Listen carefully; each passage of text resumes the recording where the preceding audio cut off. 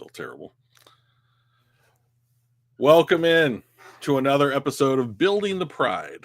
I am your host, Drew, and I'm joined as always by my co-host, Mike. Mike, how are you? I'm still tired. It was a long weekend, and it was a late night watching Sunday Night Football. Give me my But it was one a W, game. so it's worth it. It's worth it. I said this last year. I want all my Lions games at 1 p.m. I'm old now. I don't want them on prime time. I don't care about that. Yeah, Hey, Jerome, what's up, man? How's your stuff going? How's it going, Jerome? Good day from Australia. He is an avid. We know him. You know him. What am I talking about? Yeah. So hope you're doing well, buddy. It's got to be. How many hours difference is he over there? It's literally the other side of the earth, right? It's almost exact. So, like, I know, like, isn't Hawaii like 8 hours difference? I have no idea. Because it's 3 to LA, and I think it's another 5-hour difference to Hawaii. So, and then that's like super far away from Australia too. So it's got to be right, So, Jerome, let us know what where you're at time wise compared to us at 7:01 p.m. here. 10:30 a.m. Just putting together my International Fan of the Year video submission. 10:30 a.m. Wednesday. So if it's 10:30 a.m., that's 15 hours. 15 hours. 15 hours difference. Jesus Christ. Well, if there's a link to vote for you for Fan of the Year, throw it in the chat, and we will get everybody clicking at it. Sorry, dude. Unless you're the guy with the cheese grater hat that went to the Packers game. No, I'm just kidding. Link us. We'll vote for you. Yeah, right on. It was a late night. Took my parents to Washington D.C. My dad's a Vietnam vet, so went to go see the memorials. We got to do the Vietnam Veterans Parade, and then they're actually coming back today. We had to go back a little bit earlier, but I didn't get to watch the second half of the game until we got home from Detroit. So about 12:30 in the morning is when I started the second half, and I was not a happy camper at that point. I was tired, and we were 4 interceptions into a 5 interception game. So I was like, what am I even doing right now? But so speaking of that, though, happy Veterans Day belatedly to all the veterans out there. We appreciate you. Thank you for doing what you do, or doing what you did if you're a vet and not active duty. What's going on around the NFL? We'll do that, and then we'll pop into our Week 10 recap. Well, Bengals fans are complaining because that's what Bengals fans do. And the Bears fired their offensive coordinator, Shane Waldron, who, in my opinion, is ruining Caleb Williams. So, all right, cool, man. Appreciate that. Love it. So I think that's probably a move in the right direction. Now, will they make, here's the opportunity, right? Like, you can correct a mistake or you can make another one. So what is it going to be? So possibly both. Yeah, they're on a skid, which is fine. I think that's probably who the Bears actually were this season. But I think that they're still a team that's headed in the right direction. Ultimately, with their roster construction, they just need to figure out. I mean, what they really need. I hate to say this because, like, I don't want to help the Bears all that much, but like, can you hire someone that's going to coach like Kyle Shanahan? I mean, like, that's what you need. You need to hire an offensive coordinator that's going to make Caleb Williams' life easy, like half the field, 1, 2, 3, all done, and that's not what they were doing. So, I know a great one that might be available at the end of this year. I don't want that to happen. Well, he's not going to leave to go be the Bears OC. No, but he could be their head coach and essentially do like the Sean McVay treatment of like play calling and that kind of thing. So under that, the Bears have to fire Eberflus, right? So they have to get to some point where they either bring in a new OC or they. How about that dumpster fire that is the Chicago guys? What's up, man? And we got a Jerome and a Jeremy in chat. I like it. Today's stream brought to you by. I lost it. Never mind. But anyways, The letter J. yeah, the letter J. Yeah, they need to. They have they have an opportunity. Like if they're getting worse, right? Like then you have an opportunity to you're going to increase the quality of your draft picks for one, right? And so you have an opportunity to really make some targeted improvements. And I mean, their defense is pretty good. I think they have good receivers. Keenan Allen's at the end of his career, but I think they have other good comeback. Still solid. Odunze and Moore are all fantastic. And I think on offense, you need to fix their line. Not a shock. We've been saying that about Chicago for a long time. And you can add some talent where you can add some talent, but you absolutely have to get somebody in that's going to be good for Caleb Williams. That is worth every draft pick that you have. So, well, of course they promoted a guy internally, but is that going to be the guy starting game 1 next season? I mean, I don't know. So, yeah, back to your point on the Bengals. Joe Burrow's got to wonder what the hell's going on. The the numbers that he put up against Baltimore, he's got something like 850-ish yards and 9 touchdowns, and JJ's got 400 or 500-ish of those yards and 5 touchdowns, and they're 0-2. Burrow had 5 touchdowns this game, and they lost. Mm-hmm. And Goff has 5 interceptions, and we win. And you have to know, Joe's life isn't fair, guys. This blows. What else do I need to do? I mean, ultimately, it's not. Far be it from me to make excuses for someone who went to Ohio State and plays in the state of Ohio, but it's not his fault. I mean, the Bengals defense has not been good. T. Higgins has been in and out of the lineup. Their offensive line has had issues. It's just not his fault. He's playing as well as he can possibly play, but I mean, the Detroit fans should recognize this, right? When your quarterback plays at this kind of level and you still can't win, that's just was our lives. Yeah. For a well, I think the nice part for Joe is he had success early, right? He got to the Super Bowl. Granted, they lost, but they put up a good fight. But he had that success early, whereas Stafford came in on 2016 team and didn't have that success early. And because of that, the whole you can't win with Stafford, you can't win with the quarterback thing dragged around with Stafford his entire career here. But I think that early success in Cincy is allowing some of that to not stick to Burrow. Burrow can't win, yada, yada. When it's not his fault. It wasn't Matt's fault most of the time. He wasn't perfect. He had some real stinkers of a game. But most of the time it wasn't his fault. But you got that, you can't win, he can't win the game, yada, yada. And I think Burrow's avoiding that because of that early success. But I kind of felt bad for him. I really like him. He's, in my mind, he's the second best quarterback in the league behind Mahomes. Although Allen and Lamar are right up there.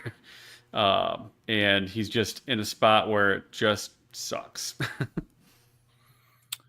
Yeah, I just don't have any sympathy for the Bengals. So, yeah. I mean, I'm a Lions fan, so I don't really care about any team. Right.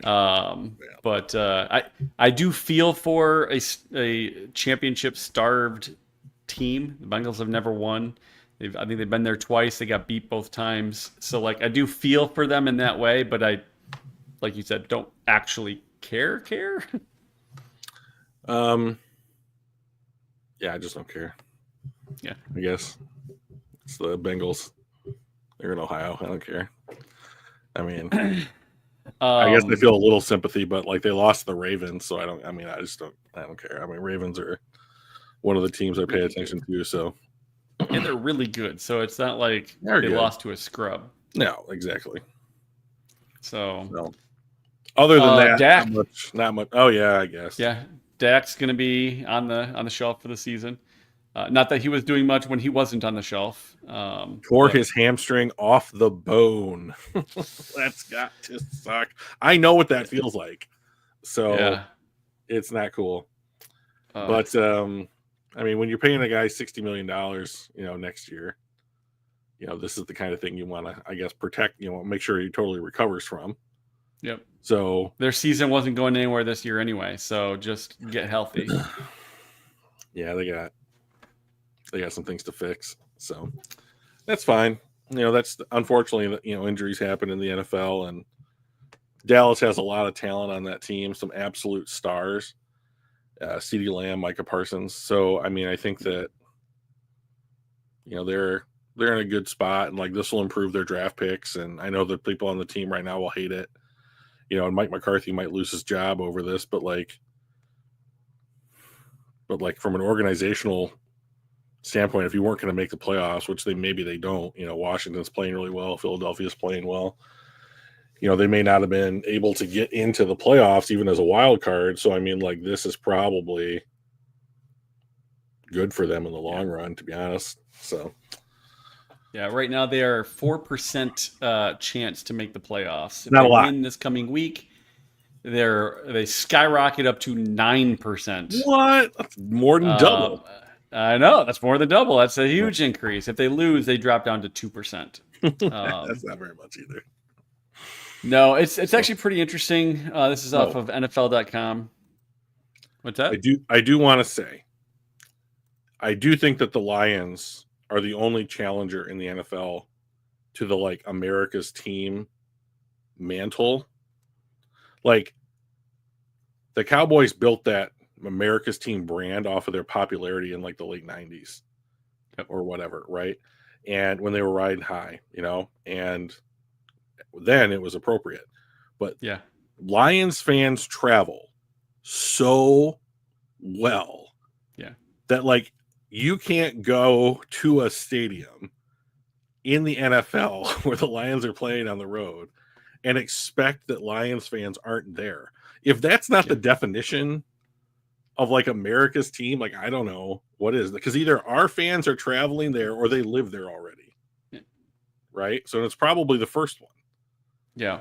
So, I mean, there was a tweet or something from a bar owner in Houston talking about how there were so many Lions fans there. They asked if we just shut down our town and everybody just travels with the team?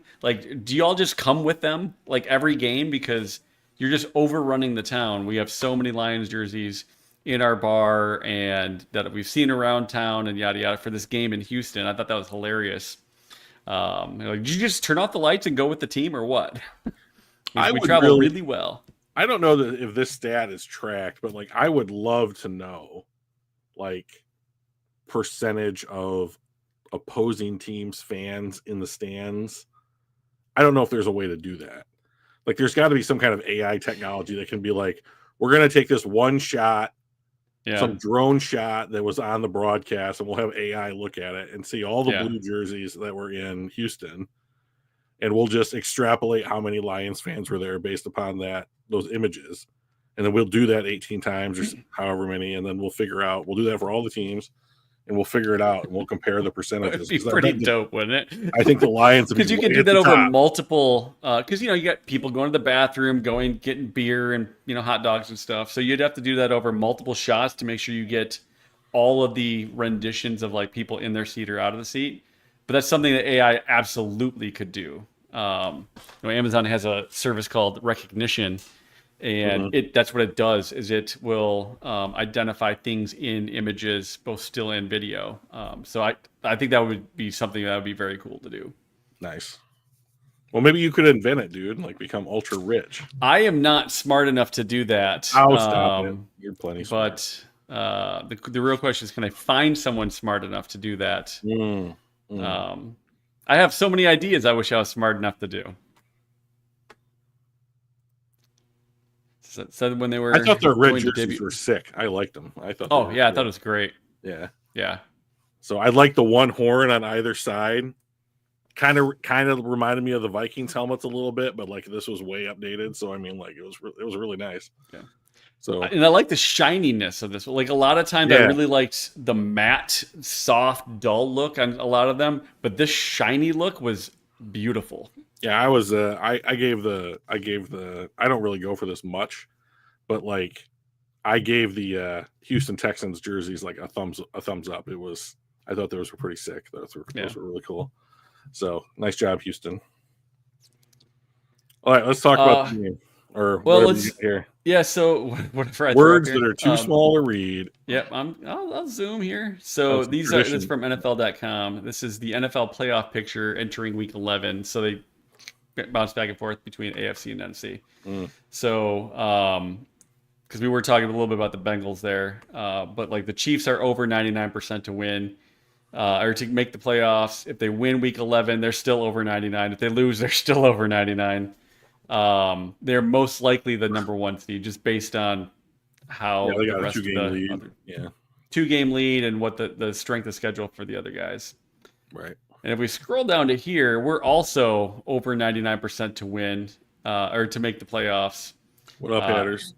It stays that way if we win. Even if we lose, we only drop to 98%. And we are 65% to be number 1 seed, which is awesome. Our next 3 games are against sub 500 teams, which helps us out. And then the Bears. And then the Bears and the Jags. The 5th seeded Vikings and not the Eagles are actually the team most likely to dethrone us by season's end, which is interesting. Hashtag false. Yeah, it's not going to happen. Sorry. Sorry, Minnesota fans. That's only because Minnesota's schedule must be absolute cake. Yes. On the bubble, the Bengals are still on the bubble. They can get there. They've only got a 26% chance right now. If they win, it bumps up to, but still that's just barely 1 out of 3, right? On the NFC side, the Niners are 60% chance to make it. The Rams, especially after this last week when their offensive line decided not to make the trip into the stadium. Maybe traffic was bad, but they just played like straight garbage. It's not looking good for the Rams, the Seahawks, and somehow the Bucks are higher than those. So, and you're saying there's a chance Dolphins, Patriots, Browns, and Jacksonville. This is who we're playing next. Yeah, this team right here. I'm thinking, and I think we're 15.5-point favorites coming this week. I saw the opening line, and it was like 13.5, but like it's probably moved since I saw it. So yeah, that's probably real accurate. Yeah, basically 2 touchdowns. Yeah, and on the NFC side, the Bears have a 2% chance to make it. The Cowboys are at 4, like we talked about. The Saints are at 2. The Panthers and Giants are basically not. Hang on. Since we're talking about betting lines, the Giants had like a 6.5.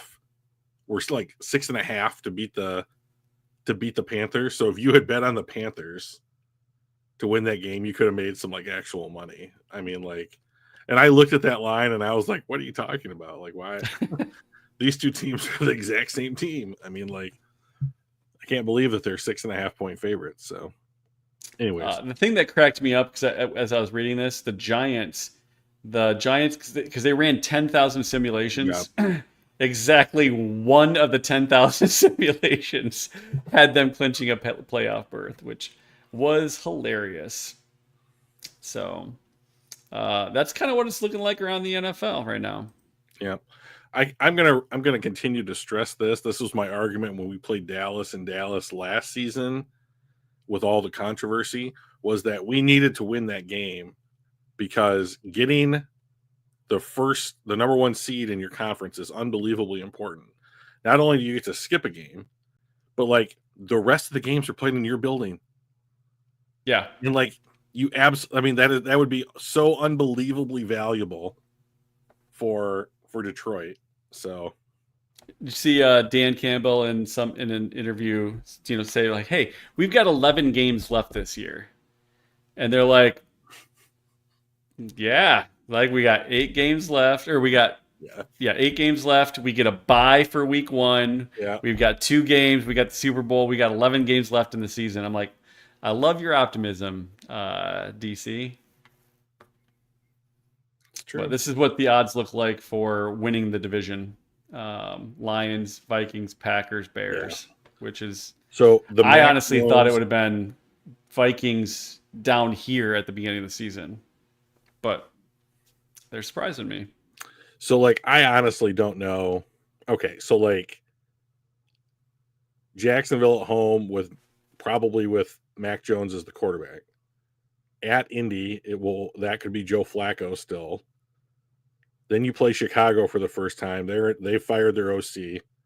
You've got Green Bay at home. Buffalo at home is the game that I'm like, this is the litmus test, Yep. Like, where do we stand, Then you go to Chicago because you have to play Chicago apparently, twice in a month. I don't know which one of these games is the Thanksgiving Day game. Is it Indianapolis? It's the Chicago. Chicago. All right. At San Francisco, which maybe, and then Minnesota, which I just am not worried. Scared of. I mean, like, I'm just not scared of them. Plus, they're regressing. Like Sam Darnold did everything in his power to make Jacksonville win that game. Turned the ball over in the red zone like multiple times. Like, just didn't look good. Yeah. And they won. What, it was 12-7, I think. So, like, it was a real offensive struggle. Both teams struggled offensively. Yeah, so at some point tonight, we're going to go over our preseason guess on how our season would go, just to kind of see where we stand. Because we're just like, halfway point right around there. So we'll do that, and then we'll talk about the game. So, Mike, what order do you want to do those in? Well, let's talk about the game? Sure, let's do that. It was a game. Yes. First time since 1970. So 54 years that a team. Hey, Kathy. Thanks for joining and watching. First time since 1970 that a team had a 15-point or greater deficit, 5 interceptions, and still ended up winning the game. So on the good, bad, and ugly, there's a lot of all 3 of those are in there.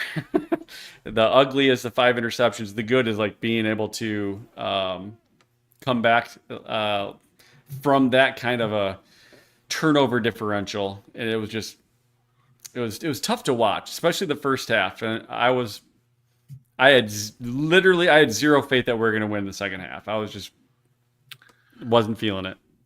So we spoke earlier today, and this is, I told you then, and I'll say it again now. Like, what worries me about the team is they seem to play 2 really good quarters of football a game sometimes, and I would just really love to see like a complete game against a good team, Yeah. And maybe the first half was because Houston did things differently and Detroit hasn't seen that much so far this year. So they doubled Amon-Ra St. Brown. That's typically not how teams have played the Lions. Teams have typically kept a too high safety look to make sure that someone like Jamison Williams can't run past them. That's not what Houston did. Houston double teamed the intermediate throws that Detroit lives off of. And I think it really slowed the Lions down. And they made sure that they filled gaps against the running game, especially against David Montgomery. Yeah. And, Graham Glasgow, I am almost certain, has like a rolled ankle or something at some point during that game, just by watching him walk. And like, he's not having a great season. But, and they were missing Taylor Decker, obviously, and Dan Skipper, I believe, filled in for him. Yep. And that's a drop. That's a big drop off. But the center and the right side of the line is awesome. And so when Detroit started moving the run game over to the right hand, to the right side of the field and getting Sewell out of his stance and like moving and hitting guys on the second level, they started to really gash people, especially with Gibbs. So the first half was atrocious. And to be honest, like I wasn't in love with much of the third quarter, but like the Lions basically just kind of worked themselves out of the issue, like one play at a time, one sequence at a time, and clawed back in it and picked up the victory at the last second, which is nice to see. And like they're learning how to win these kinds of games, which is good. I just want them to get to the stage where it's like, we are always going to play at this level and you have to match us up here. And if you can do that, you have a chance to beat us, but most teams can't do that. They can't if they ever get to here, it's for 1 quarter, 2 quarters or whatever. And we play here at 4 quarters. So like,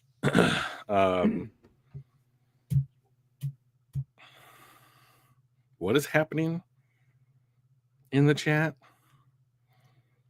Nikias was saying that the other time that a team came back from that big of a deficit with 5 interceptions was Baltimore Colts and the Bears.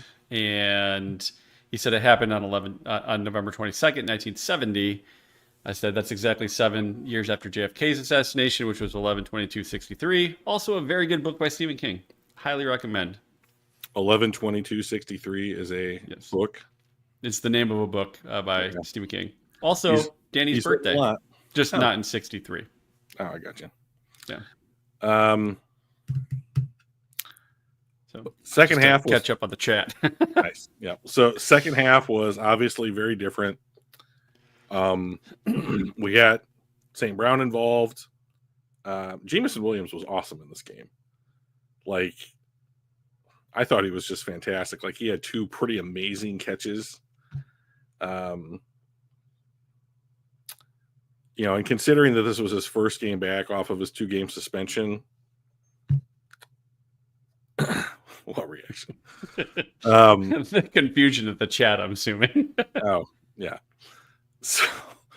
So I was just really impressed with him, especially like he seemed to be very focused, especially when like going to actually catch the ball, which was nice to see.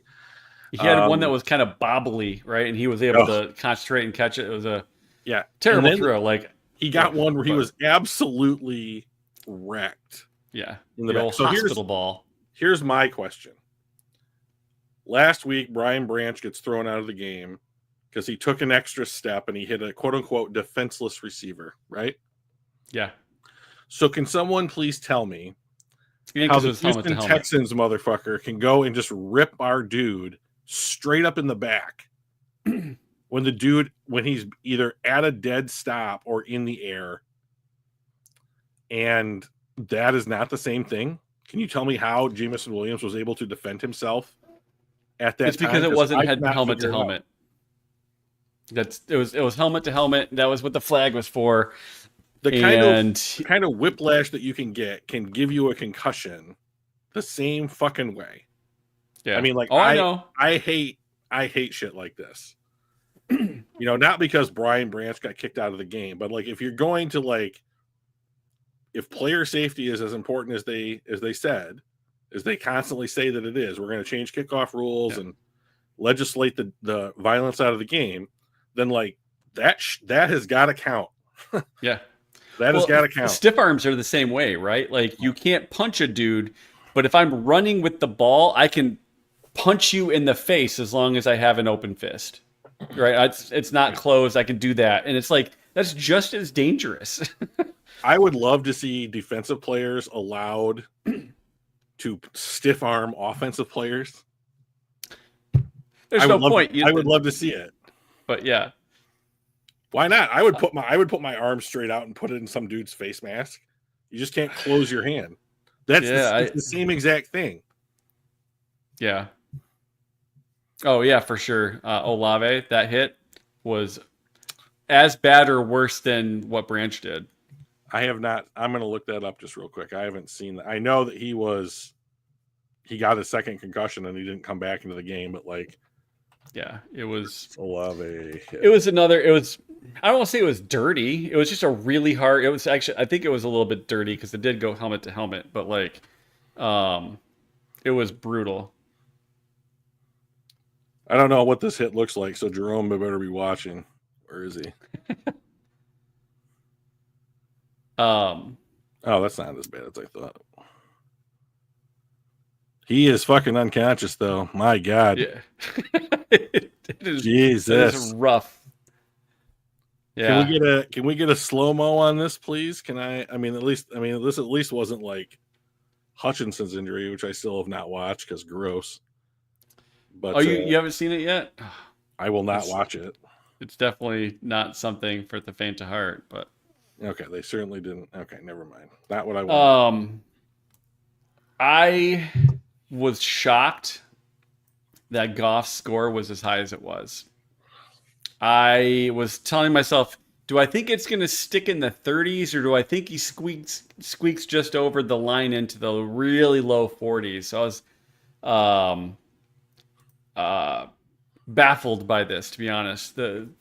I don't blame him for the Hail Mary interception, right? Sure. Like, shit happens. It is the last play of the half. It doesn't negatively affect you 999 times out of 1,000. You may get it intercepted. Most of the time, it's just incomplete. No big deal. I didn't care. The other four, I thought they were all abysmal. They were, the first one with the screen pass, I thought he just kind of stared his receiver down the entire time. Didn't lob the thing. It was just a poor ball placement. I know it was tipped, but like, it's not quite the same as being tipped at the line where it's just a hand randomly going up. Like, he watched the dude, threw the ball, and I don't know, it was bad. The other one was when he didn't step up into the pocket. Sewell did, let a pressure around the right side, which is not. He got absolutely. I have never seen. Yeah. Sewell get handled quite like that. I mean, I know he's like a human being and like he makes mistakes or whatever, but like, man, like I have never seen Penei Sewell like put back on his heels like he did on that play. I'm sure he got. Hey, what's up, LM? What's up? It was 6-8. Yeah, on his final throw. That's good. Yeah. So let me here. I'll go through them. Yeah. I don't give him too much guff for the first tipped ball interception. I don't give him any negativity for like the Hail Mary. And like, to be honest, I don't really have a problem with the one where he was in his throwing motion and like the pass rusher behind him like knocked the ball out of his hand, and like it was basically like they said it was an interception, but like that looks like a fumble. To me, or whatever. My problem with that particular one is he had no pocket presence. He didn't feel the pressure. He didn't step up into a wide open pocket to avoid any potential thing. Like he had no pocket presence whatsoever and put himself into a bad position. And so that's why, like, whether it was a fumble or an interception, it was a poor pocket presence, bad ball control, ball protection type of thing. So that's why I'm not thrilled with it. I get it was, someone got got their hand on his arm or whatever, but I think that was 100% avoidable if you just did the things that a good quarterback would do. Step up into the pocket, recognize when pressure's coming, that kind of thing. So that's why I have a problem with that one. But go on, sorry. Yeah. So I thought that he threw two bad interceptions. And then I thought like there was a fumble in there. There was a tipped ball. All right. There was a Hail Mary. All right. The other thing is like he had, in addition to those, like he had 4 turnover worthy plays on top of that. So like 9 instances that relatively easily could have turned into. The first one to JMO that was short by like 5 yards should have been an interception, and the guy just hit him in the belly. The defensive back in the belly. I'm like, oh, thank God. Yeah, Stingley dropped it. Yeah, yeah. I know what you're talking about. But like, all 4 of the turnovers minus the Hail Mary, or all 5 of them minus the were turnovers that put the Lions in bad spots, right? So whether or not we want to assign blame to Goff for number 1, 2, 3, or 4, like the defense was in a bad spot all night, and they didn't give up any points in the second half. So like I'm very impressed with the way that this unit's coming together. Carlton Davis played awesome. I thought Carlton Davis was just great. He had a wonderful play where he got into the backfield and had a tackle on a runner for loss. Plus, he had 2 interceptions, one which prevented a touchdown. So the Lions defense has absolutely killed opponents' drives in the red zone by creating turnovers. Yeah. And that's great. They're 8-1 because of that thing almost by itself, is that they're just taking away other teams' abilities to score points. So even though they gave Houston multiple additional chances to score points, like they got 2 of them back, So, ultimately, like, if you turn the ball over 2 or 3 times more than your opponent, you should lose those games. But the defense just basically clamped down. And when the offense was able to like figure out what they wanted to do and how they wanted to respond to what Houston was doing, they had efficient plays. Gibbs was excellent in the second half and really created like a lot of space for them. Like he had the massive catch on the swing pass that like went for 35 yards, like on 3rd and long. And like he had 2 great runs. And I think I counted 3 separate runs in this game that basically like if he has like 2 additional feet of space anywhere, he's gone. Yeah. Like he's literally like, no one's going to catch you if you get past this guy and you needed that much more space on the sideline or that much more space between you and the defender and you had enough to make him miss, or what have you. And so he was fantastic. I thought he outplayed his grade on PFF for sure. But but my hat's off to the defense. I thought they did an excellent job. Branch was great. He was just all over the place. He's probably, I would bet he's going to be an all-pro. I would think so. He could be in Defensive Player of the Year nomination running. I think it would take a little bit more because it's not a sexy edge rusher type position, but I do think. I did watch it kneecaps, and I've got somebody else was like, "Oh no, it was fine." I'm like, I took a screenshot, and there was nobody in front of him when that guy got around. He steps up, and he's fine. But it's not a sexy position like edge, so I think that it'll be tougher for him to get that.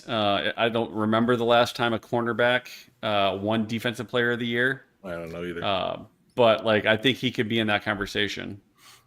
Yeah, I think that the like narrative and quote unquote press about Brian Branch right now is that like he's so unbelievably impactful. I mean, you can say the same thing about Kirby Joseph, who's playing just fantastic football this year. But yeah, no, I mean, like if you're going to beat a linebacker for having the most tackles in the NFL or an edge rusher for having the most sacks in the NFL, you really have to be doing something pretty incredible, because like you're beating things that other people usually point at them and like numbers, like, yeah. So, like they use him in such a way where he's literally involved at every level of the field.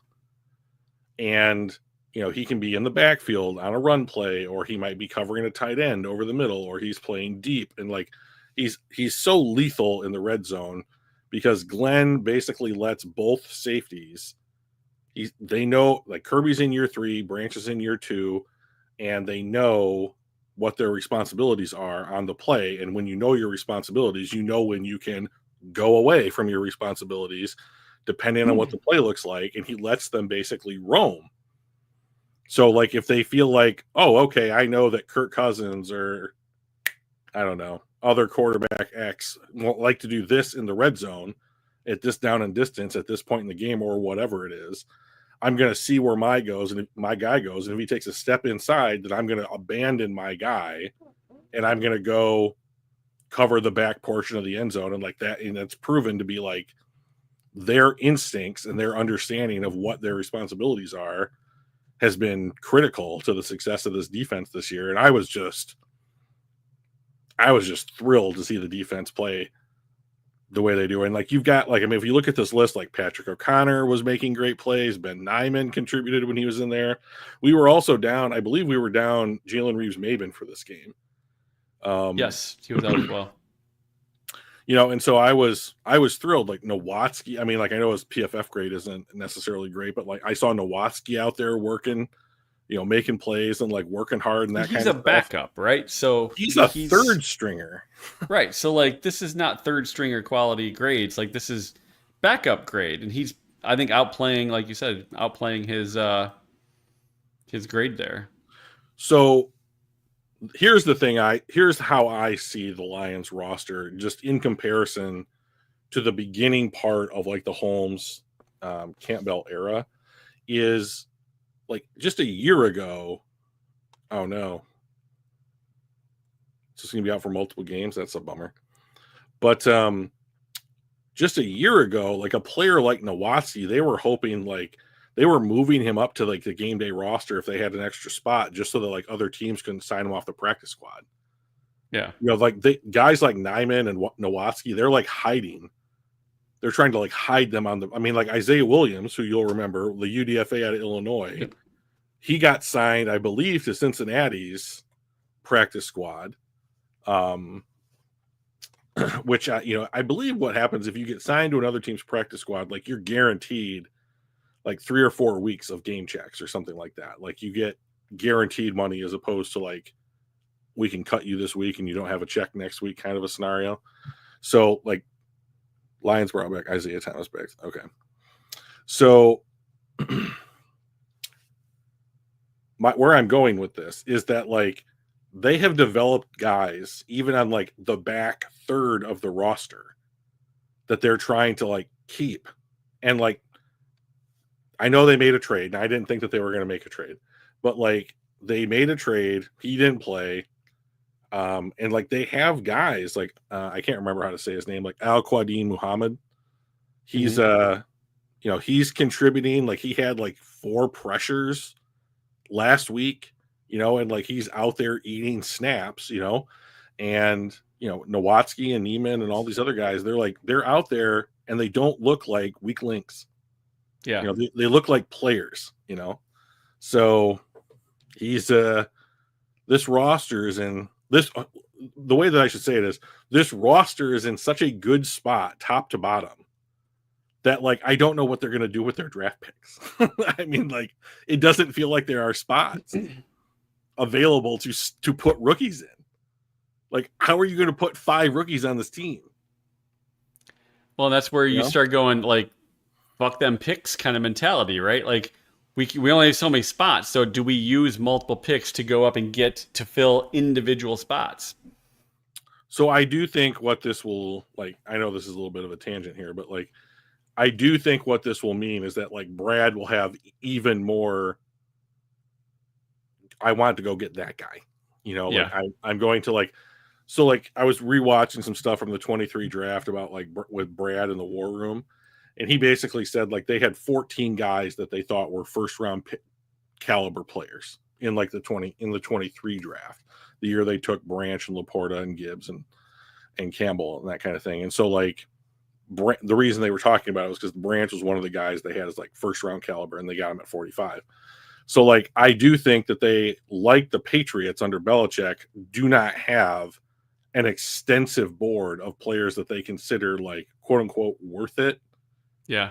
At their particular spot, and so if you're at 30 or 31 or 32, you might say to yourself, like, I really like the dude that's still on the board at 19. I mean, we can, and I think that the roster's in the spot where you can basically say, like, we can overpay. Yeah. To identify and go get somebody that we think is going to be a contributor who fits what we're trying to do. So, yeah, that's the other thing. Like, apparently, once Aiden Hutchinson was hurt, the conversation with Cleveland started then. And that was like week 4. and it didn't get done until the day of the trade deadline. So apparently Cleveland was pushing really hard for a 4th round pick. So that's what I heard, at least. And then like Brad offered up like a 6th next year in place of a 4th, and they eventually got it done. So like, I just think that the Lions are in a position to be super picky about their roster, which is great. Nice to see that finally. But they clawed back, and then you got something to say? I'll say, like just to your point, Davis had a 91.3 grade, and I think, raise your hand if you were a Lions fan and wondered, do we just pull him and put Hendon Hooker back in? And I think the reason why we didn't is because our defense was able to hold us to a close enough score. They didn't let the score get out of hand with all the turnovers, that they said, okay, it's not bad enough where Goff isn't still the best opportunity for us to win. But if we're down by another 2 touchdowns, I think they pull him and they put Hendon Hooker in and they call the game, right? What's up, Michael? Let me see if I understand. You're hypothesizing that Goff played so poorly that they would pull him and put Hooker in? Yes. If we were down by another couple scores, we're already down by 16, and if 2 more of those were converted and we're down by 30, you think they're going to continue to keep Goff in? Yes. I don't think so. Yes. But I think the defense kept us close enough that it kept him in. They've never done what you have just said. Teams do that all the time. They've never done it because we haven't had to. The Lions haven't. And we haven't had to. We've never been down 30 points in a game. That's fine. You're not 28 points in a game. 30 points. Right. So why put your $54 million starting quarterback in there for the rest of the game when you know you're not going to win? That's when you put Hooker in. But I do, so Goff is our best chance to win. But if we're down by 28 points instead of 16, do you still keep him in there, or is the risk not worth the reward? Right. So I don't know that this is a feasible question for this team. Like, the idea that this team is going to be down 28 points is kind of crazy to me. Well, it is, but when you have 5 turnovers, if our defense wasn't playing as good as it did, and it was our defense from a year and a half ago or 2 years ago, those 5 turnovers are far more points. We would have been far further behind. Sure. And I love the fact that we're not, right? Our defense stepped it up when our offense floundered and played poorly. They kept us into it closely. And I think because of that, Goff wasn't pulled for Hooker, who I'm pretty sure he would have. He's never going to get pulled, Mike. So you're telling me if we're down 30 points... Yes, that's what I'm telling you. At the beginning of the 4th quarter, you're still going to play him. They are. What I'm going to... Not me. They are going to play him. They've pulled other starters when we were up a ton. Sure. When you're up a ton and you're guaranteed the win is different than when you're guaranteed the loss. Right. And so if you are down, he's staying in. And the only time that Jared Goff is coming out of the game is when the victory is effectively sealed and you can put Hendon Hooker in. That's the only time it's going to happen. And the rest of the time, you're going to play the guy that you're paying all that money. That's it. The good news is I don't think we're going to have to ever see that happen because I think our defense is playing well enough to not have that be. We're not going to get down at that time. You were talking about it, but I'm just saying, if they hadn't been playing that well and there were another 2 or 3 scores, I think we absolutely pull out Goff and throw Hooker in. It's just our defense made it so we didn't have to even consider that, right? So, I thought that was great. Let's look at it this way, right? So they were down 16 points, right? Yep. So not 28, not 30, but we're getting there. I mean, more than because our defense stopped them so well.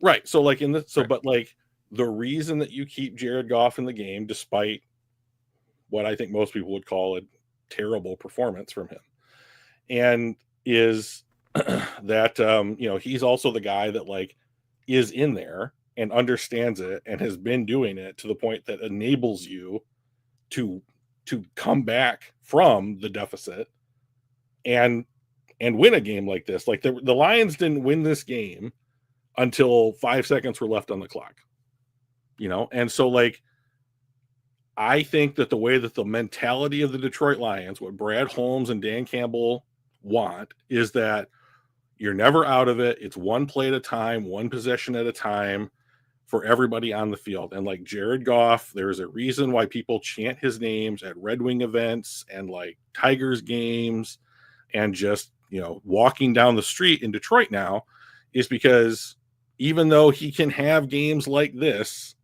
like he has proven that he is the best option for them when they are out there able to come back and win a game. And I don't think that this team in this season is going to get to a point where, maybe I'm wrong and Buffalo does it or something, and like you're down by like 28 points or whatever. But like if you're down at any point in the game, 28 points, I don't know that you can pull Jared Goff. I mean, like you're also saying we're paying this guy however much money per year, right? 50 plus or whatever. You don't sit that guy down. I mean, I have a hard time finding examples of it in the rest of the NFL. I see it with rookies. I see it all the time when you see guys that are getting paid $50 million being put on the bench. Who is that? Proportionally to what the cap was at the time. But like Dak got pulled before he was hurt even. Like when you have so I don't think that that's the mentality of the team at all. Right. And I think that whether you are up by 30 or down by 30, you do the same thing. Because the game at that point is essentially decided. And that's why they started that's why, like, should you have pulled Hutch before that? Oh no, we're gonna keep him in there for a couple more series. But this line of thinking, like what you're basically saying is that like at some point you take your best players out to prevent the chance of injury, right? Correct. Because there's no chance that you're going to win. But like we're down by 30 with 6 minutes left. Do you keep your $54 million quarterback in? I think they will. And if will. So, why? Because and then you better hope he doesn't get hurt. And then you better hope that he doesn't get hurt. Injuries are not predictable.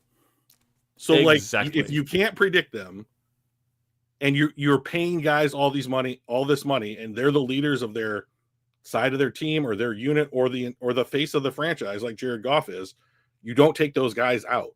Now, if the Lions are up 30 and there's like 5 minutes left in the game, yeah, I could see them like letting Hendon Hooker get a series or two, but like people will always ask the question, like, should you have taken him out sooner? And like, you can't possibly know that because you can't predict injuries.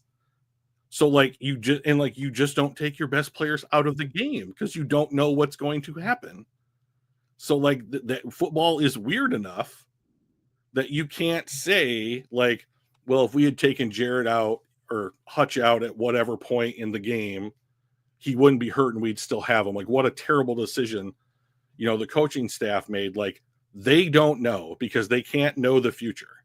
So like if you're going to play these guys and the message that you're sending to the fans and the team, the other players on the team is, if we are going to sit here and put out into the media for years about grit and determination and working hard, and you're a lunch pail city, you're a blue collar city, and you're going to go out here and do this kind of stuff and be this kind of team that like the fan base wants to respect, and you can't afford to do that stuff. If you want to do it in a win, totally different. Wrapped up, everybody's happy, go home, have your beer. But like if you're never going to do that in a loss. And like I don't think that this team is going to get to the point where they are losing by so much that they are going to have to take. Now I could be wrong, but like I will wait until I see Dan Campbell take Jared Goff out of the game, and then I will assess why he did that and what the circumstances were in the game. Right. No, I get that. And that kind of thing. But like I don't believe.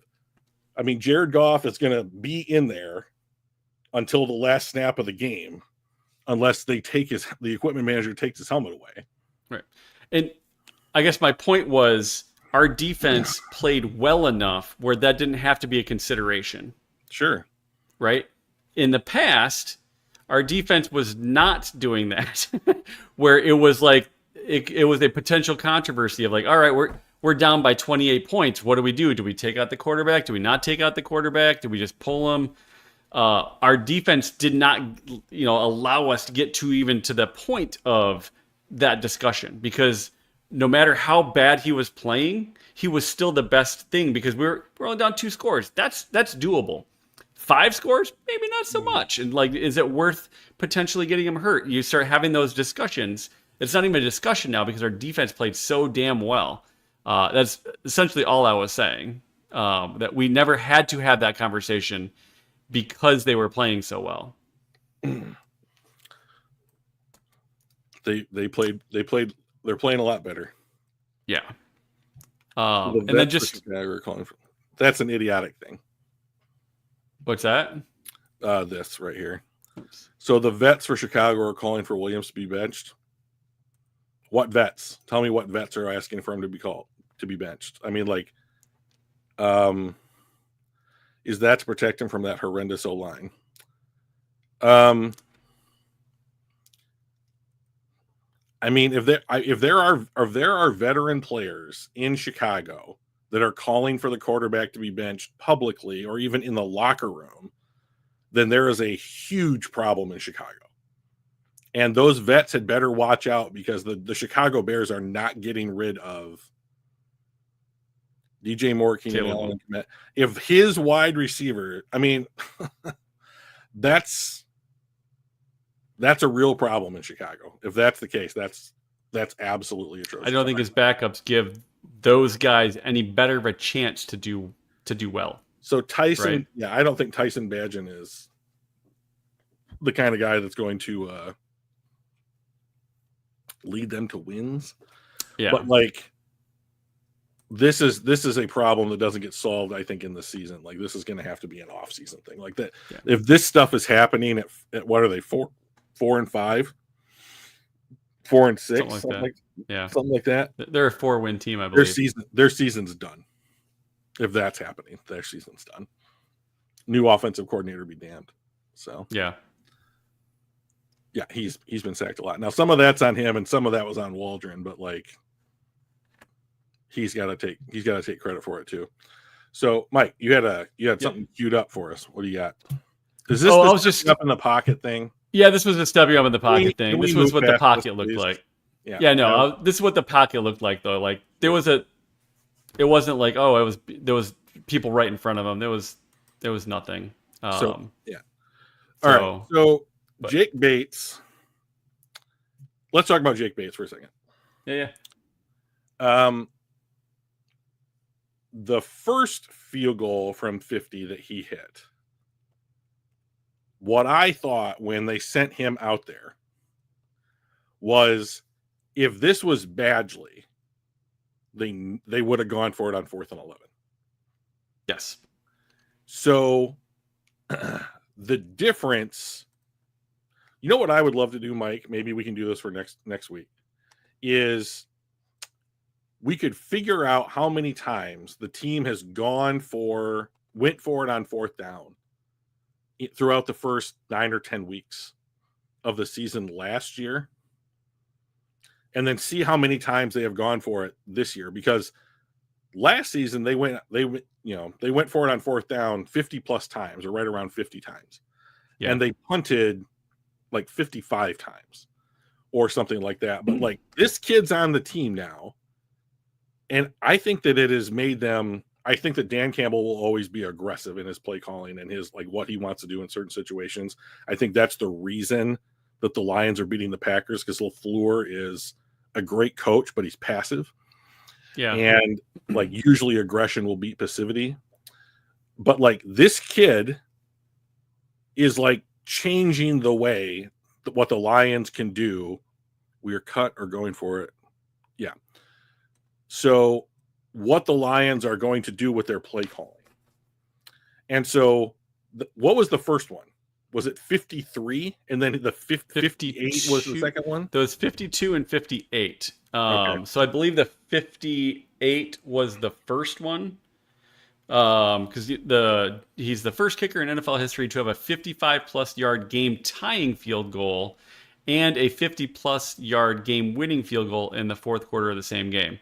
So I think the 58 was first, and then 52 was second. Gotcha. Yeah. So awesome job, Jake. Like, yes. so nice to have a kicker that can do this, right? Looking back to last year's NFC Championship game, he's on the team. Like, do we kick those field goals instead of go for it? Oh, like I feel like we do, right? So, yes. It was strictly a matter of faith in our kicking team or our kicking game, which we did not have last year. You know, and when they brought this kid in, I don't actually know how old he is. Like, he's new, so I think that he's young, right? When they brought this child into the team, you know, I thought, is this? They seem to have like a lot of faith in him, and like he didn't have a great preseason, you know, and he's 25, but so he's a child, so like but like they knew he could kick it from really far away, right? And then he had a kick, I think, in the Green Bay game, or maybe it was the week before that. That was like, all right, that's a confidence builder right there. It was like at the end of a half or something like that, and it was like 55 yards or whatever. Like, all right, it doesn't matter if you miss it. We're already up. Go do your thing, right? And I think, I don't know if this is true, but I heard that he went out and invested in the paint that they put on the uprights, because he's scraping that paint off at every opportunity that he's getting. I mean, you could not have fit a piece of paper in between the football and that post on these kicks. I mean, it was ridiculous. It was like he was trying to just scrape off a bunch of paint as the ball flew by it. That was a joke. It didn't land. I apologize to everybody that's listening to me. But if this kid's out here making 50-plus yard field goals on the reg, like, you had better watch out for the Detroit Lions, because like they only need to get to the 35-yard line, and this kid's gonna hit. Has he missed a field goal this year? I don't think so. Nope. He's missed one extra point, right? I think he's like 14 for 14 in field goals, and he's only missed one extra point. Yeah. So, I mean, practically perfect, right? Like Mary Poppins. So, kind of magical. So, I mean, like, I do think that thank you, William.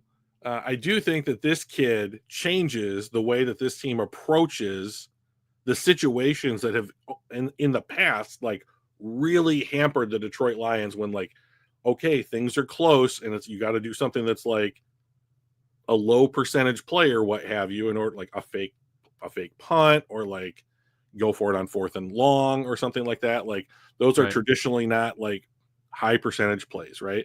But like, when you have a kid, or like a Matt Prater or Jason Hanson or somebody, right? Like, you get that whole bag open. And with a team as aggressive as Detroit is, like, I just cannot believe that the Detroit Lions are this good. I just can't believe it. Like, my whole life, I have just been like, oh, we snatched defeat from the jaws of victory. Like, fuck. Yeah. You know? Like, and now, like, I listen to like Eric Schlitt from the Pride of Detroit. Like, I really love the way that he breaks down like matchups and like talks about the Lions and that kind of stuff. And he's constantly saying like, the Lions can beat you.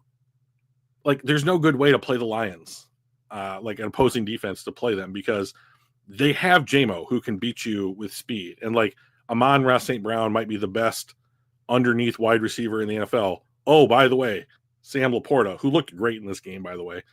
And then, you know, finally, yeah. I really thought he'd be having a better year than he's having, but like, he did look great in this one. And then you pick up a Tim Patrick, who like isn't blowing the doors off anything with his stats, but watch him block on some of these plays. Like, he's enormous, you know? And like, I would be shocked if like Tim Patrick's blocking grade wasn't awesome, and they didn't grade him. 52.8. That's on passing. That's on Oh, passing. yeah. But like, yeah, look at his run. Look at Tim Patrick, 84.8. That he is effectively an offensive lineman that you line up wide. Yeah. You know, like he's one of the reasons that Gibbs is able to get to the edge.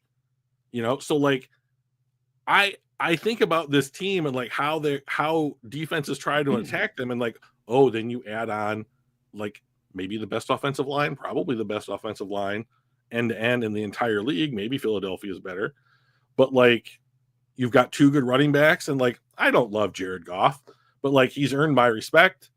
And you know, when he is playing at this level, when he's efficient, which he was not in this game, we didn't even talk about like the weird throw it at their feet incompletions that he did all game. I don't understand why. He was 50%. Yeah. Completion percentage. I mean, and the thing is, it's so jarring after the previous 6 games. Right. He had basically as many incompletions this game as he had the previous 6 games combined. That's how bad he was, and how good he was. Right. That's how efficient he was the previous 6 games, and how bad he was this game. And that's why I think that's why it sticks out so much. Right. Well, it's really easy to fall in love when shit's going well. Right. And like the better that it goes, the more you want that to be the norm. Right? Yeah. And so when it's not, right? You can't be. Oh, he was only 17 out of 18 this week. I'm unhappy. Like, it wasn't perfect. You'll get those people, right? Yeah. But it's like, guys, he was 17 out of 18, and like he only threw the ball 18 times. Like, if he's only throwing the ball 18 times, you're winning the game. Right. You know? Yeah, because you're not having to pass to catch up, right? And I think about this team. I know we're completely abandoning kind of like talking about the Houston game, but like I think about this team, and I think about like I'm always thinking about the NFL and like the Detroit Lions next year, what might next year look like. And I think about this team and I'm like, Aiden's going to be back. Okay. Put Aiden on this team right now. And Aiden with Z. You've got Zadarius Smith across from him next year. Yep. I believe he's under contract next year. Yep. Like, what does Jack Campbell look like next year? What if Terry and Arnold next season learns to get his head around and like doesn't hold, or like only holds a quarter of the time? What is that player? Yeah, just drop the number by 50% would be fine, right? I mean, I think that's. I mean, obviously, it's his biggest problem. I would imagine that they go and address it. You know, what does Sione Vaki look like? Like that. There's no way they extended Montgomery. They're going to re-sign Gibbs. Like at best, the only thing that you could hope for Vaki to get playing time on offense is that Craig Reynolds isn't on the team anymore, which could be a very real thing. Like this team needs to open roster spots if they want to keep their cap healthy and get more players with rookie deals on the roster. So like I'm having a really hard time finding spots where they can let guys go, you know, and they're so unbelievably successful with the guys that they have drafted. And like, they've proven that they're going to re-sign quote unquote their guys, you know, that it's like, are we drafting for like wide receiver 3, edge 3 in the first round next year? Who's our wide receiver 2? J-Mo? Well, yeah, I would have it be St. Brown, J-Mo, and then Tim Patrick, who I think will be on the roster next year for sure. Oh, I think he's earned a contract extension. Yeah, and so I'm like, so who are you like?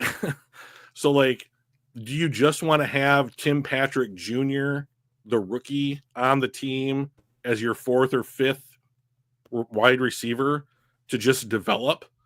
And like you cut Allen Robinson and Donovan Peoples-Jones or whatever, and so then it's like Patrick, Raymond, St. Brown, J-Mo, and this rookie, and like you have the ability to like draft that guy at any point in the draft. Like if you have Zadarius Smith on the roster, which I bet that he will end up getting extended as well because they traded for him. I don't think that they are in the business of trading for rentals at the trade deadline. So like if you extend him 2-3 years or what have you, which might be good just so that you can get the new void years and spread out the money even greater. like, are you going to draft a third edge rusher so that you can have an actual rotation of actual edge rushers? Are you going to draft another linebacker in the first round? Nope. They're going to draft an offensive line. I think they're going to draft a tackle and a guard and a center. Okay. we may have 3 offensive line draft picks this next year. They have like 10 O linemen on the roster now because they have to protect Giovanni Manu. Right. So like they are carrying a lot of offensive linemen on this roster right now. So, but to your point, and I agree, like I think that the thing that this offense and this team can simply not afford is to have the offensive line take a step back. So Kevin Zeitler is 34. He's in the last year of his deal. I would be like, hey, Kevin Zeitler, how long do you want to play? Because you can have a spot in Detroit. Yeah. Like you want to do 1-year deals, you want a 3-year deal, whatever. You got it. Sewell obviously signed. He's the absolute cornerstone of the offensive line. Ragnow has flirted with retirement the last 2 years. His toes fucked. Like he has injuries. He seems to accumulate injuries. Like he's only 28. But like how much longer does he? And he's like, you've seen, like he started off the season, he wasn't scoring well per PFF, right? And he has clawed his way back up to the number 2 center in the NFL under PFF's rankings. So like, I think that and that's just an indication that he's just doing a really good job. Remember, he partially tore his pec like a month ago. Like I'm sure that's not completely healed. What's up, Steve-O? And so Steve-O, good job, Steve-O. He knows where I'm going with this. Like Mahogany is in his 21-day window. And like you drafted that dude who I had as a 4th-round caliber player. You got him as a 6th-round pick. So like you can, if Zeitler wants to go, you might be able to just put Mahogany in that spot. But like, I think that he's the future right guard on this team. So like, you've extended, or he replaces Glasgow, right? Or you replaces Graham Glasgow, who is under contract, I believe, for the next 2 seasons after this one. But I think inexpensively. But I am like he is regressing. I don't think he's that expensive. That's what I'm saying. Inexpensively, he's on. Season. Like they have paid almost nothing for their guards. So like, but I agree that like I think that offensive line is the area of quote unquote most importance with the way that the roster looks right now. And like, what are you doing? So where does Giovanni Manu end up when it comes to where is he the new Dan Skipper? Is he the eventual Taylor Decker? Are they just waiting to see what he looks like? So you have him, he's not going anywhere. So you're already at 6 guys. Yeah. So like if you add 2 additional linemen onto this roster, you have to cut people just to make sure that you still are carrying 10 offensive linemen on the game day roster. And like, I think we can do that because I think the guys like Skipper has not played particularly well. He hasn't played starting quality his entire career, which granted is not a ton of games, but like he hasn't shown that he could be a starting quality tackle, right? So he is probably, if you have an opportunity to draft a tackle, you're probably taking that and then letting them battle it out, and then that new tackle might be the guy that that replaces a guy like Dan Skipper. Glasgow, maybe he's being replaced by Manu, right? So like, I think there's ways to do that, just because our backups are playing like backups. So they're not necessarily easily replaced, but easily replaced as far as functionality on the team. So if you find somebody you think might have a higher ceiling than what you've seen from your guys, I think you end up making those trades, or trades with them, roster spot moves.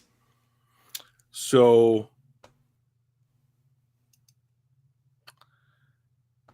I think I'm going to be just fascinated as to where they go. I agree. Who they play next week? Jacksonville? We play Jacksonville next week. Before we pop into that, so there's 2 things I want to do. Number one, give big shout out, 71.2 lowest passer rating allowed in the NFL by Detroit. Like that, our secondary has been one of our biggest weaknesses for the last I've been alive since 1977. So like forever, right? And we are killing it. BB, Kirby, those guys are just really, really strong. Carlton Davis strong. Terry Arnold, he's a rookie and the hardest position to play, to convert from college to the pros. He'll get there. But like I think we're pretty strong there. Pretty happy about that. I have one fun Terry and Arnold fact. Bring it. He is playing as much 1-to-1 island coverage as any other cornerback in the NFL. Interesting. He's number 2 on that list. So the Lions took this kid as a tiny little baby, and they were just like, here's the deep end of the pool. There you go. And they have literally just been like, you're going to get matched up on whoever's on your side of the field, and you're one-on-one with that guy. I just was shocked when I heard that because that's not normal. But, yeah. Don't start with the best player available nonsense, Steve-O. It's a real trigger for me. All right. So before we move on to our preseason predictions review, this was that quote from Campbell. We got 11 games left, and that's our 8 regular season, 2 playoffs, and the Super Bowl. Since we will get that by. We need it. Every team needs it, right? It just makes it easier. Why play the extra game if you don't have to? Right. All right. This was our preseason predictions on the game by game.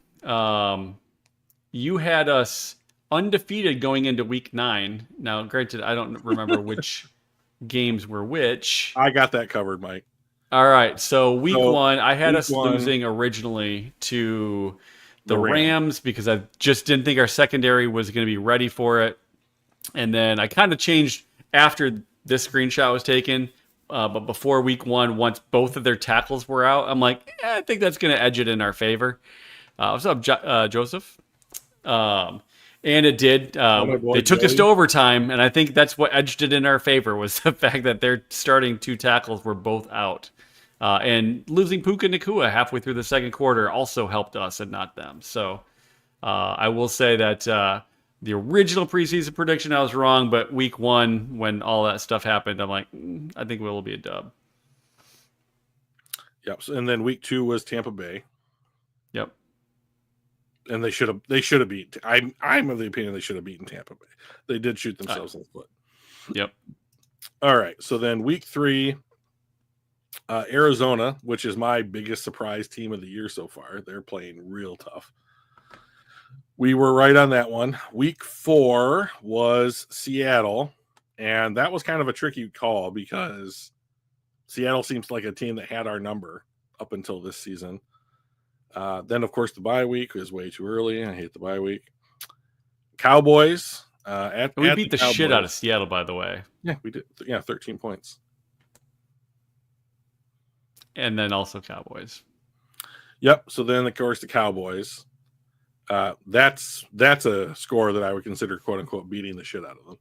So, what do we have? Then the next week was Minnesota.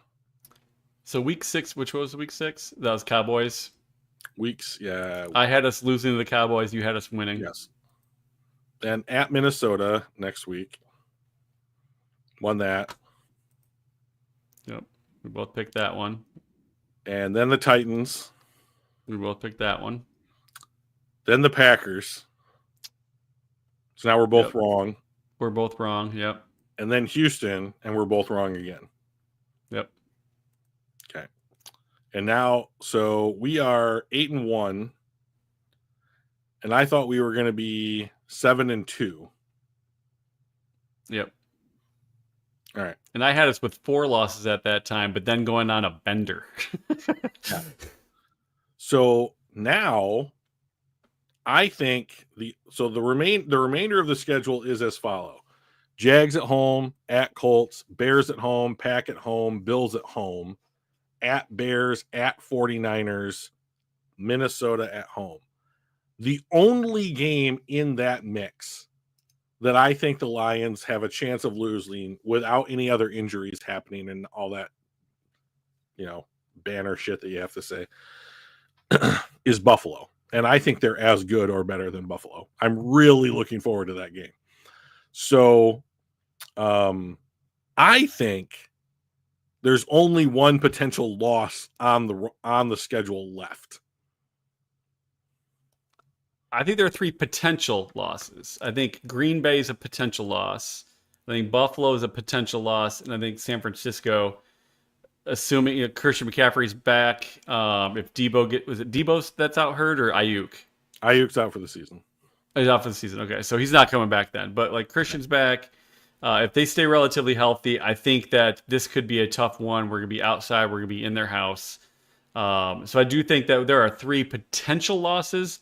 I don't think we're going to lose all 3. I think we will lose maybe one of them. I think we can win 2 out of those 3. Yeah, right now I'm thinking that the Lions end the season at 14-3. And I had them. So which 2 do you think we have us losing then? Oh, I'm sorry, 15-2. Okay. I think there's a chance that they're 15-2. But I'm honestly not. I look at this and I'm thinking to myself, like, 16-1.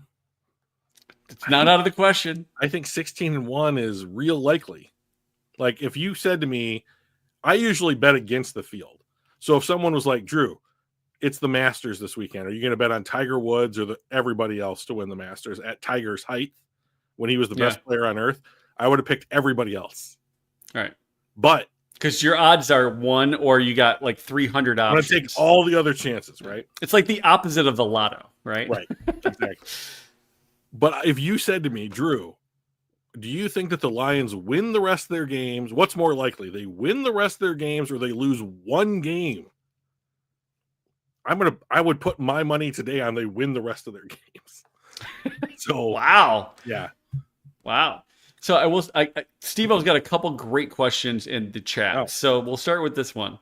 Would you guys rather play Kansas City or the Ravens in the Super Bowl? I love your optimism that we're already in the Super Bowl. Dig it. He says he doesn't think that we want to play Baltimore. They're a bad matchup for us. What are your thoughts, Drew? I agree with him. So I think that Kansas City's defense is underrated.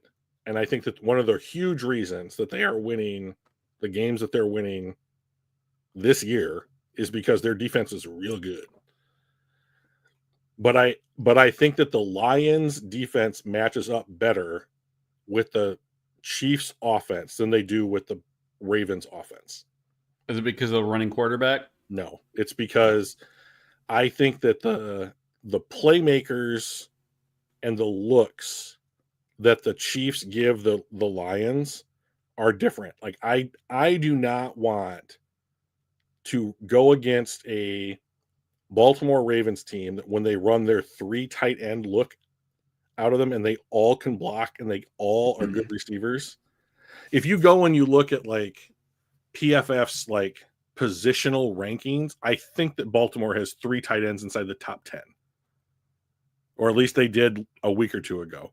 But like they have Charlie Kohler, Isaiah Lively, and of course Mark Andrews, and they are all great.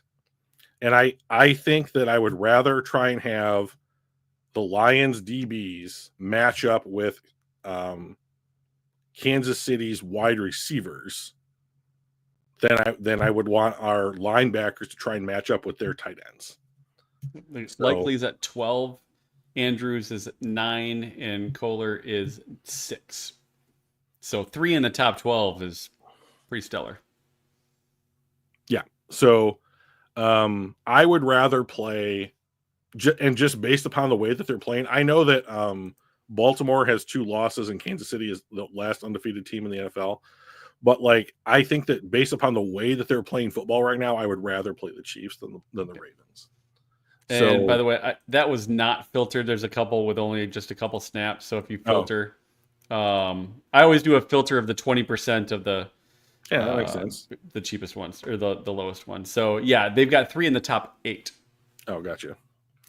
Wait. Now, you know what? I take that back. It's 2 because one of their guys doesn't qualify. Kohler Kohler. Yeah. So 2 in the top 8 or 3 in the top 12, depending on how you want to filter. Gotcha.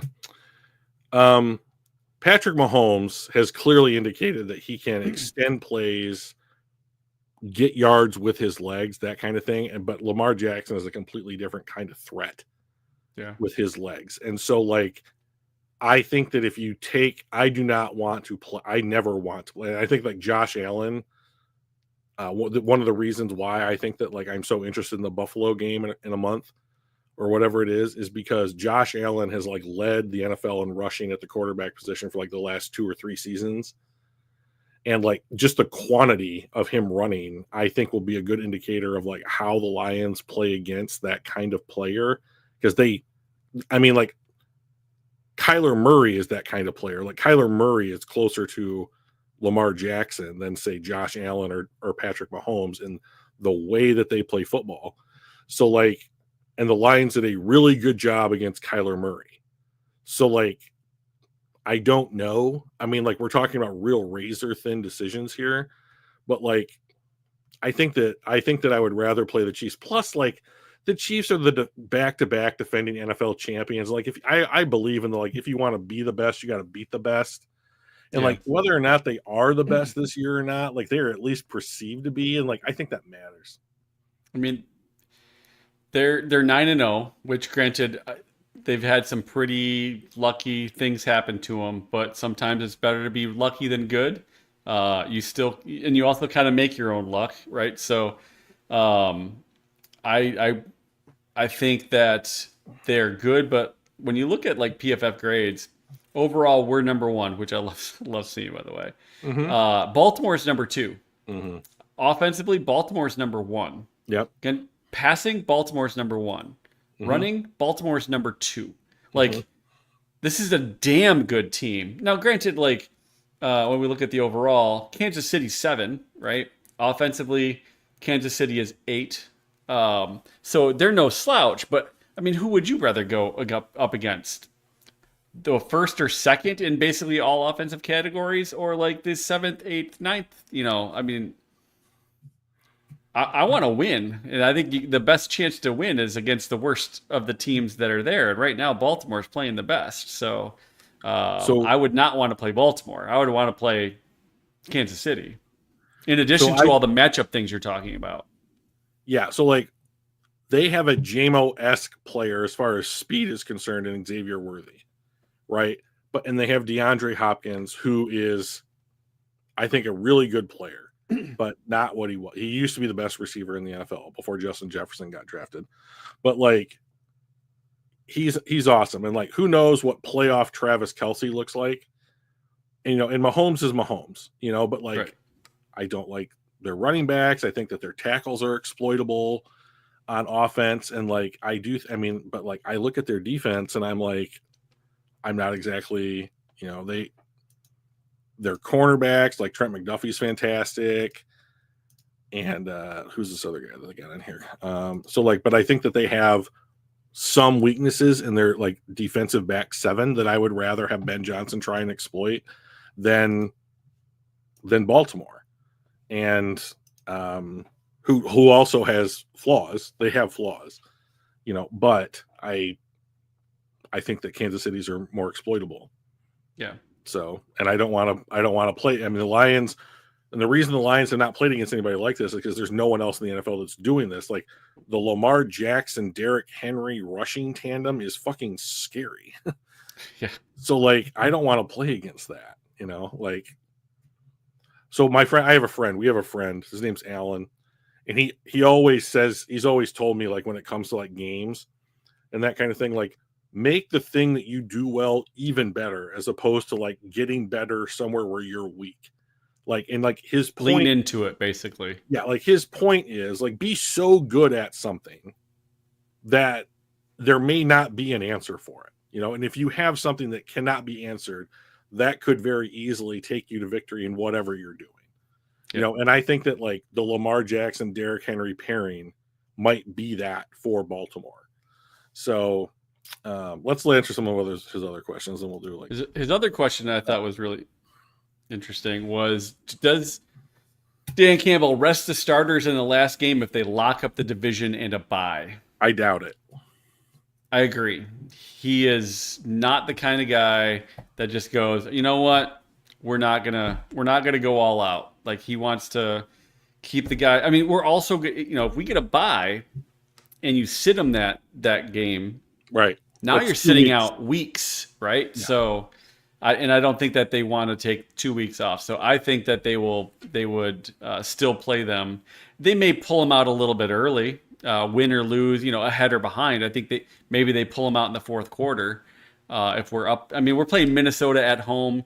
Minnesota will be out of the playoffs at that time. And it's hang on. Most likely. I mean, like Minnesota's 7-2, I believe, right? So I mean, they're in a driver's seat for a playoff spot. So like, if they are in contention for a playoff spot, and I mean, like, I'm constantly hearing things like it's hard to beat the same team 3 times in a year or whatever. So like, if they are in contention for a playoff, right, exactly. Like, if they are in contention and a loss means that they might lose on tiebreakers or they have to play this matchup in the first round or something like that, like, I would rather, and it's not me doing it, but like, if I was in charge of the Lions, I would rather go out there and try and win to fuck over a potential playoff opponent and use my last regular season divisional potential playoff opponent, right? And here's the other thing, like, this game's going to be at home, right? And like, yep, the Detroit Lions organization is no longer going to like go out, in my opinion, and just be like, man, this one doesn't count. Glad you guys all paid for your tickets. You know, like, I think that there's too much respect for the fans to effectively not play as hard as you can. Now, if they got up real early or whatever, or something like that, I could see them like giving Hendon Hooker the fourth quarter or whatever. But yeah. I agree with all of that. I just don't see us doing that. Yeah. You have a week of rest if you've clinched the 1 seed. You have a week of rest the next week. So I mean, like, now if someone were to get hurt at some point during the game, you will hear that fucking narrative of like, oh, you should have said them. Like, shut up. Like, talking heads or whatever, which we are exactly. Anyways, Jacksonville. Jacksonville, if the season ended today, they pick number 1 for the 4th time in 5 years. They are an atrocious team. Trevor Lawrence who would have thought of that going into this season, though, right? No. Everybody's like, it's going to be Carolina to win their division. It was going to be Carolina. Like, Carolina may not win a single game all season, and New England is going to be right there with them. And all of a sudden, you're like, oh, they're going to be drafting in front of both of those 2 teams. This is disgusting and simply untrue. Not even close. Yeah. They're not for real. I believe that Green Bay, Washington, and San Francisco are all better teams than the Vikings. And I mean, the Vikings are only going to go so far as Sam Darnold is going to take them.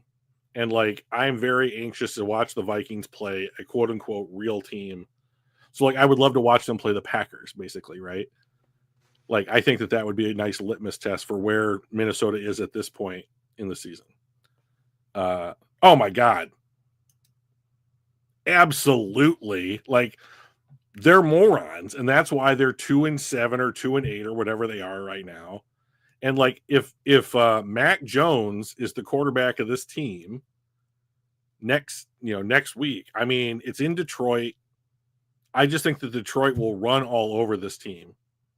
Run all over them. I think it'll be disgusting, like close to 200 yards. I wouldn't be surprised if like Montgomery and Gibbs had at least 100 yards apiece on the ground, and Gibbs breaks one for like, and he's got something like 160 yards on the ground. Yeah. I just don't know. Their offense may not be terrible, but they are. Christian Kirk is hurt. They are. Well, they might be terrible, but they are.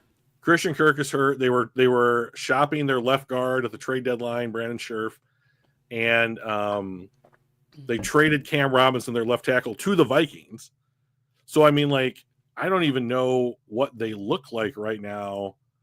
To be honest, I'll rectify that with Momentito. But let's see. They have Walker Little. Their offensive line is absolute trash. So, like, I think that the defensive line of the Lions, especially with Zadarius Smith and this being his first game, I think that Ali McNeil is going to tear them up from the inside. And I think that Smith is going to get a sack, and everyone's going to be thrilled that he's on the team.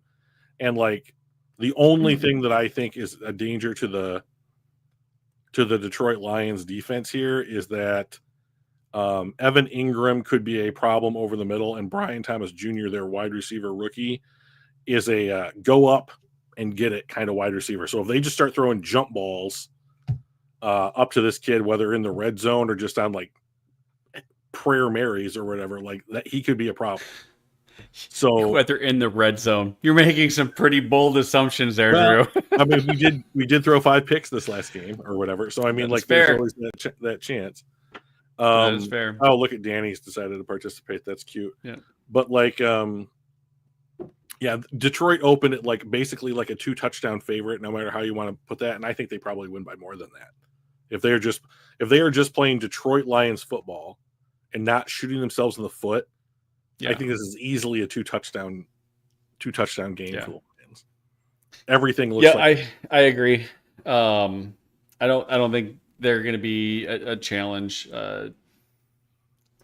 Jacksonville's just not. They're a bad team, and I don't mind playing bad teams. You get up quick and easy, and you can just enjoy the win without having to worry about what's going to happen at the end. And if you get up big enough soon enough, you can start resting people. And that's always good. We had such an early bye week. The ability to rest guys because you're up by